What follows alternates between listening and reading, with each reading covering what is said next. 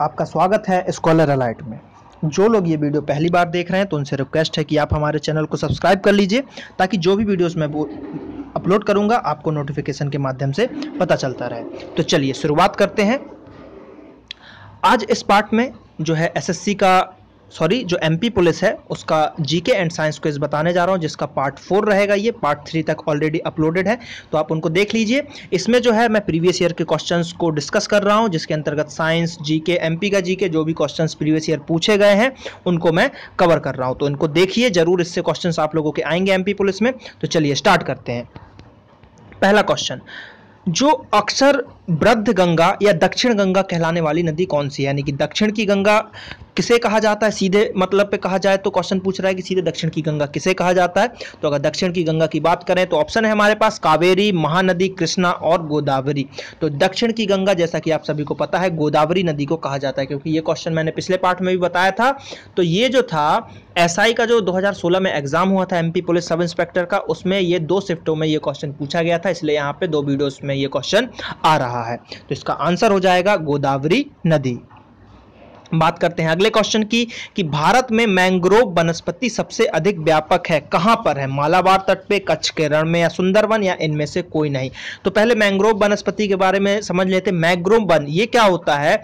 ये पेड़ जो है समुद्र के पास लगाने बहुत ही जरूरी है। क्या करता है? ये मिट्टी को बांध के रखता है, ये मिट्टी को पकड़ के रखता है, जिससे समुद्र जो है मिट्टी को अपने अंदर नहीं ले पाता, यानी कि समुद्र का फैलाव नहीं बढ़ पाता। जहां पे मैंग्रोव वन की अगर स्थिति कम होगी या फिर जो पेड़ पौधे वहां हट जाएंगे तो समुद्र धीरे धीरे आगे बढ़ता जाएगा और जमीन को अपने अंदर समाहित कर लेगा।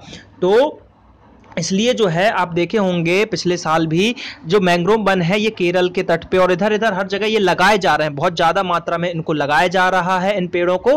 ठीक है, तो ये अभी पूछा जा रहा है कि सबसे ज्यादा भारत में या व्यापक रूप में कहां पाया जाता है? तो ये पाया जाता है सुंदरवन। ठीक, सुंदरवन का जो डेल्टा है सुंदरवन, वहां पे ये पाए जाते हैं और सबसे बड़ा डेल्टा भी है आपका सुंदरवन का डेल्टा।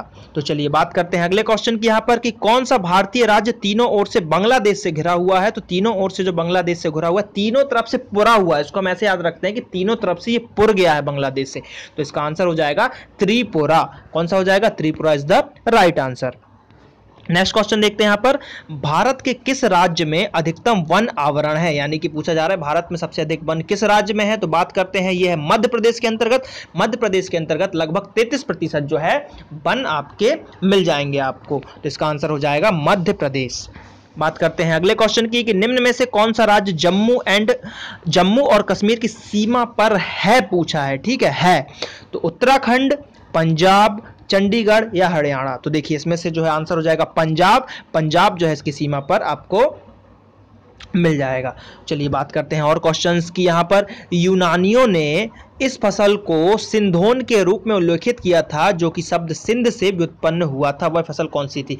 यानी कि पूछा जा रहा है सीधे सीधे बात कि इसमें से जो कौन सी फसल है जिसको सिंधोन कहा गया था यूनानियों के द्वारा? तो ये कहा गया था कपास को। किसको कहा गया था? कपास को, यानी कि कॉटन को कहा गया था। तो आंसर हो जाएगा सी। बात करते हैं हम अगले क्वेश्चन की कि कौन सा शहर ऑरेंज सिटी के नाम से जाना जाता है? ऑरेंज सिटी की अगर बात करें तो आपको पता होगा नागपुर के संतरे जो फेमस है, तो नागपुर जो कि महाराष्ट्र के अंतर्गत आता है, तो इसका आंसर हो जाएगा नागपुर को ऑरेंज सिटी के नाम से भी जाना जाता है। चलिए बात करते हैं अगले क्वेश्चन की, क्षेत्रफल के संदर्भ में दुनिया की सबसे बड़ी ताजे पानी की झील कौन सी है? कैस्पियन सागर, लेक सुपीरियर, मिशिगन झील या ग्रेट स्लेव झील। तो आपने सुना होगा ताजे पानी की या मीठे पानी की सबसे बड़ी झील अगर बात करें वर्ल्ड लेवल पर तो वो होती है सुपीरियर झील, जो कि है आपके यूएसए में। और अगर इंडिया की बात करें तो इंडिया में है आपका बुलर झील। वो कहां पे है? जम्मू एंड कश्मीर के अंतर्गत। तो यहां पे वर्ल्ड लेवल की बात की गई है, तो यहां पे आंसर है लेक सुपीरियर, यानी कि सुपीरियर झील। नेक्स्ट क्वेश्चन देखते हैं कि निम्न में से कौन सा सबसे बड़ा द्वीप है? कौन सा सबसे बड़ा आइसलैंड है? तो वो है आपका न्यू गिनी। ठीक, कौन सा है? न्यू गिनिया, जिसको आप हिंदी में देखेंगे तो न्यू गिनिया है। ठीक, आप उसको जो पढ़ना चाहे पढ़ सकते हैं। तो आंसर है आपका न्यू गिनी।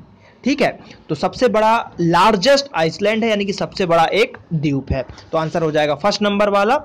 चलिए बात करते हैं अगले क्वेश्चन की कि 2019 क्रिकेट वर्ल्ड कप कौन सा देश आयोजित करेगा या किसके द्वारा मेजबानी की जाएगी? 2019 का पूछा जा रहा है। तो 2019 Bharat, South Africa, West Indies या इंग्लैंड और वेल्स। तो इसका आंसर हो जाएगा इंग्लैंड और Wales is the right answer. अगला क्वेश्चन देखते हैं, कोशिका की कौन सी गतिविधि को एटीपी की आपूर्ति की आवश्यकता नहीं है।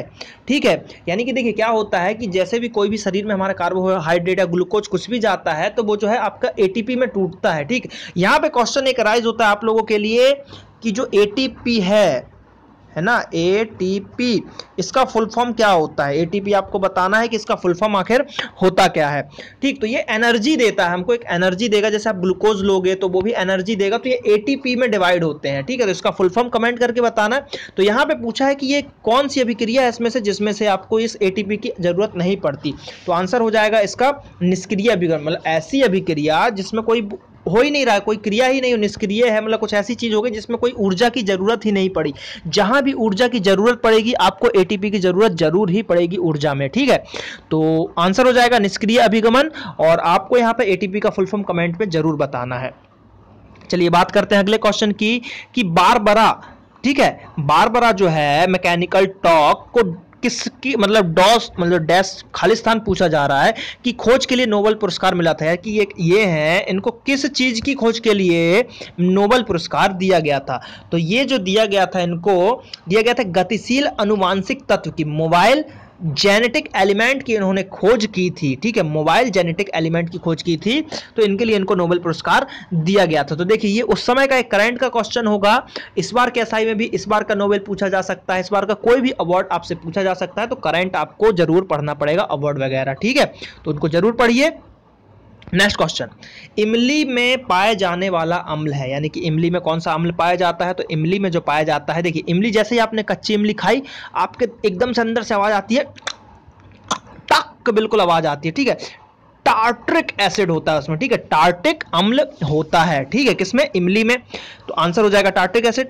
साइट्रिक एसिड, साइट्रिक फल, मौसमी, नींबू, इन सब में साइट्रिक होता है। ठीक है, उसके बाद ऑक्सैलिक एसिड। तो ऑक्सैलिक एसिड देखिए दो चीजों में पाया जाता है, एक टमाटर में भी पाया जाता है ऑक्सैलिक एसिड, और दूसरा पाया जाता है आपके घास में। घास जो होते हैं, घास, उसमें भी ऑक्सैलिक एसिड पाया जाता है। उसको ऐसे याद रखेंगे, देखिए टमाटर के याद रहता है लोगों को, घास का याद करने के लिए आपने देखा होगा, अगर आप डॉग लवर होंगे, आप एनिमल लवर होंगे, आपने कुत्ते पाले होंगे, तो कुत्ते घर में घास खा के उल्टी करते हैं अधिकतर, जब उनको कुछ कब्ज हो जाता है। तो क्या होता है, घास खाया तो उन्होंने उल्टी किया यानी उसको लोकल लैंग्वेज में बात करें तो घास खा के औक दिया। ठीक है, घास खाया और औक दिया, तो यहां से ऑक्सैलिक अम्ल घास के अंतर्गत हो जाएगा, और टमाटर में भी होता है, तो इसको याद रखिएगा। ठीक है, लेकिन यहां पे इमली में पूछा था तो टार्ट्रिक अम्ल इमली के अंतर्गत पाया जाता है। अगला क्वेश्चन, क्षारों का डैश स्वाद और डैश अनुभूति होती है, यानी कि क्षार जो है उसका कैसा स्वाद होता है और कैसी अनुभूति होती है। तो अगर क्षार जो है जैसे साबुन वगैरह है, उसको आप मतलब क्षार जो भी क्षारीय चीज रहेगा वो थोड़ा सा करवाहट देगा और साबुन जैसा लगेगा आपको। तो देखिए खट्टा मीठा नमकीन तो लगेगा नहीं आपको, कड़वा और साबुन जैसा लगेगा, यानी कि option number D is the right answer. अगला क्वेश्चन, दो द्रवों को उनके क्वथनांकों के आधार पर पृथक करने की विधि को क्या कहा जाता है, यानी कि आसवन, इसको बोला जाता है आसवन, यानी कि ऑप्शन नंबर ए है राइट आंसर। अब देखिए ये भी दो प्रकार का होता है, एक होता है आसवन नॉर्मल, एक प्रभाजी आसवन होता है। ठीक है, तो आसवन जो है इसमें क्या होता है कि अगर कोई द्रव है उसका क्वथनांक थोड़ा गैपिंग ज्यादा है, जैसे कि मान लो कोई चीज उबल रही है 10 डिग्री पे और अगला उबल रहा है आपका 100 डिग्री पे, 50 डिग्री पे, थोड़ा सा गैपिंग ज्यादा है, तो उसको नॉर्मल आसवन से निकालते हैं।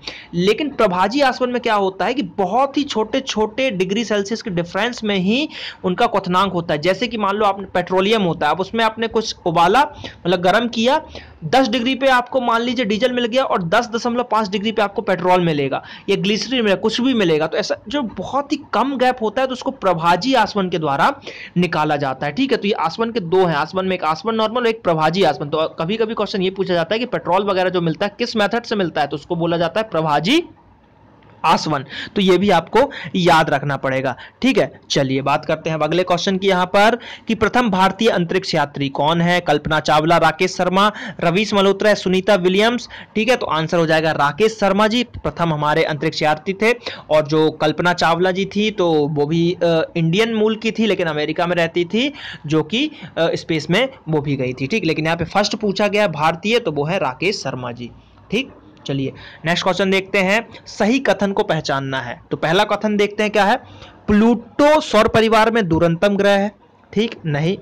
धूमकेतु की पूंछ हमेशा सूर्य से दूर निर्देशित होती है, यानी कि धूमकेतु जब जाता है तो हमेशा लगता है कि सूर्य से दूर है। 21 जून को सूर्य ठीक पूर्व में उगता है। सूर्य की पृथ्वी से दूरी 8 प्रकाश वर्ष है, ये सभी गलत है, बस एक ही ऑप्शन सही है यानी कि बी। क्या होता है धूमकेतु को अगर आपने देखा होगा तो इसका जो है हमेशा लगता है कि सूर्य से जो है वो दूर जा रहा है उसकी पूंछ। ठीक, तो राइट आंसर हो जाएगा option number B. Next question देखते हैं यहाँ पर, भोपाल में पैदा हुए पटौदी के नवाब थे, यानी भोपाल में जो पटौदी के नवाब थे उनका नाम क्या था, तो उनका नाम था मंसूर अली खां। क्या नाम था, मंसूर अली खां। तो राइट आंसर हो जाएगा ऑप्शन नंबर ए।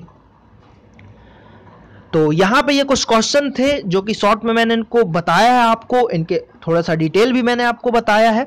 तो ये क्वेश्चन की सीरीज मैंने चालू की है, मैं जल्दी से जल्दी एसआई के पहले इसको कंप्लीट करने की कोशिश करूंगा, जितने वीडियोस हो सकेंगे मैं डालूंगा, तो इनको आप जरूर देखिए। ठीक है, और सब्सक्राइब कीजिए हमारे चैनल को, जल्द से जल्द 2 लाख सब्सक्राइबर पहुंचाइए, लगभग 1,82,000 हो चुके हैं, जिनके लिए मैं आपको धन्यवाद कहना चाहता हूं। हमारे फेसबुक पेज को भी लाइक कीजिए, www.facebook.com/scholaralite, इसको भी ज्यादा से ज्यादा लाइक कीजिए।